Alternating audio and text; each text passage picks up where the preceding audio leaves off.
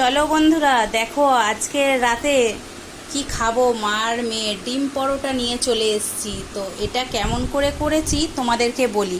প্রথমে একটু পেঁয়াজ, একটু আদা, একটু লঙ্কা, একটু গোলমরিচের গুঁড়ো আর একটু বিট লবণ, ময়দা, ডিম সব একসাথে ভালো করে ফেটিয়ে নিয়েছি।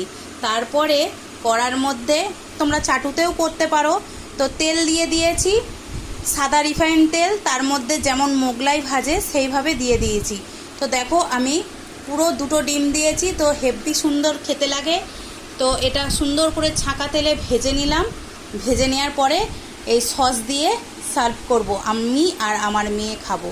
তো চলো, তোমরা যদি এরকম খেতে চাও বানিয়ে আমার মতো খাও। দেখো খুবই সুন্দর লাগবে আর খুব সুস্বাদু লাগে।